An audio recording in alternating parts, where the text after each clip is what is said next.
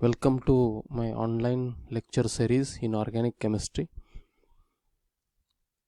Now in this video I am going to start organometallic compounds or organometallic chemistry. Now first of all we are going to discuss the syllabus for this organometallic chemistry. The first section is, or first chapter is organometallic compounds of main group elements or metals. In this chapter we are going to discuss the general characteristics of various types of organometallic compounds such as ionic, sigma bonded and electron deficient compounds. Then general synthetic methods for the preparation of organometallic compounds. For example, oxidative addition, metal-metal exchange, that is called as transmetallation. Then carbanion halide exchange, metal hydrogen exchange, that is called as metallation, and methylene insertion method. These are some methods we are going to discuss for the preparation of organometallic compounds. Then some chemical reactions of organometallic compounds such as reaction with oxygen and halogens, alkylation and arylation reactions, reactions with protic reagents, redistribution reactions and complex formation reactions. Then second section is metallocene. In this section we are going to discuss in detail about ferrocene as an organometallic compound, synthesis of ferrocene, properties, structure and bonding of ferrocene on the basis of valence bond theory. And third section or third chapter of organometallic compound is catalysis.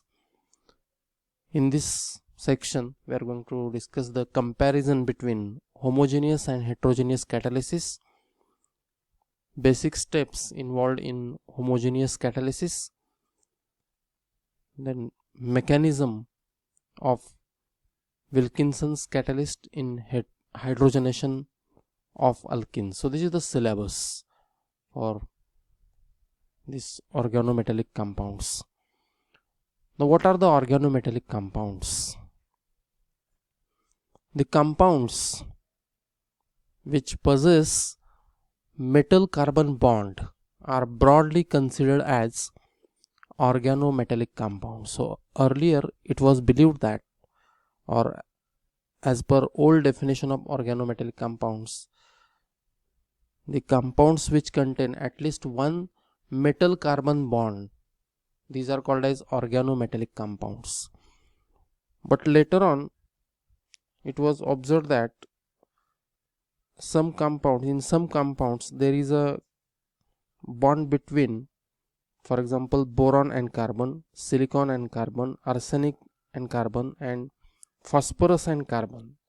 Actually boron, silicon, arsenic, phosphorus, these are not the metals, these are the non-metals, but these compounds are also included in organometallic list, organometallic compound. These are considered as organometallic compounds, and therefore the definition of organometallic compound is the compounds in which metal or an atom less electronegative than carbon, such as boron, silicon, arsenic, phosphorus, is directly bonded to carbon, are called as organometallic compounds.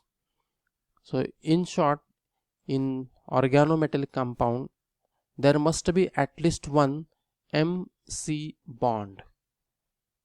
Now what M is a metal or atom less than or less electronegative than the carbon. For example, boron, silicon, arsenic, phosphorus. So these atoms are less electronegative than carbon. So M is any metal or any other atom which is less electronegative than carbon, such as boron, silicon, arsenic, phosphorus.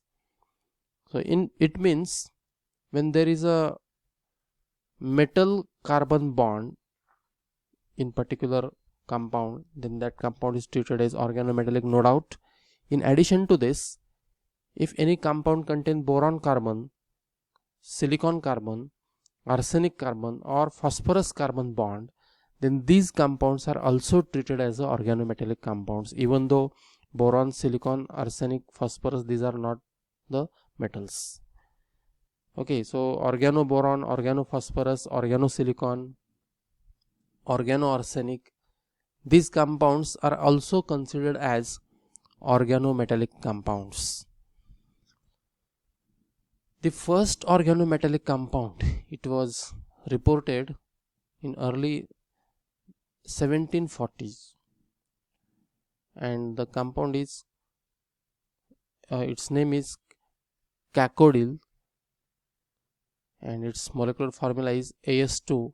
It is arsenic, As2CH3 4, and you can see here there is a arsenic carbon bond. There are 4 arsenic carbon bonds.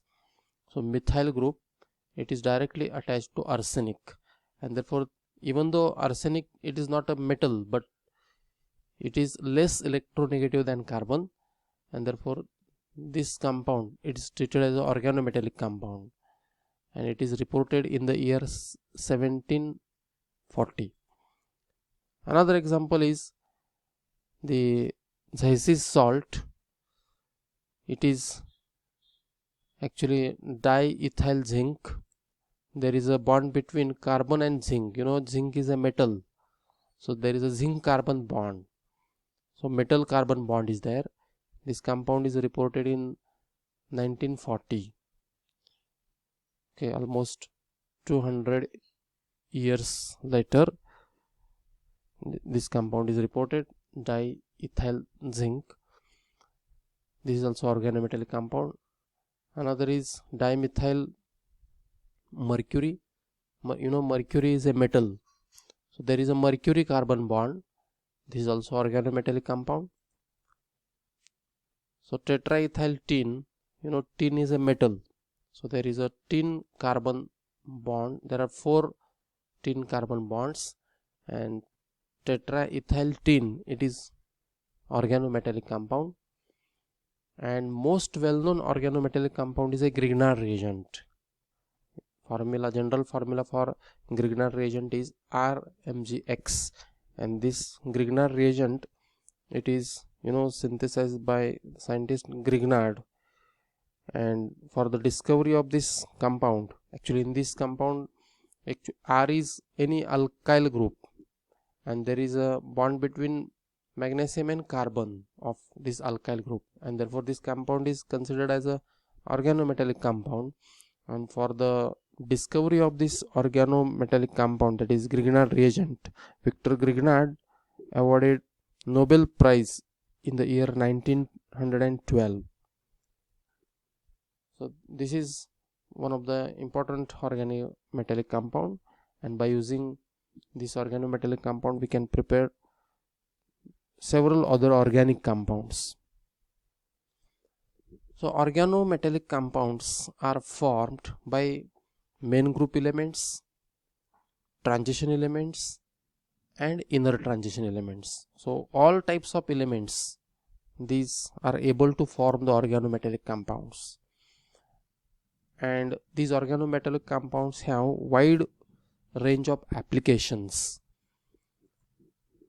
And nowadays organometallic chemistry, it is the independent branch of chemistry, and this is one of the emerging branch of chemistry.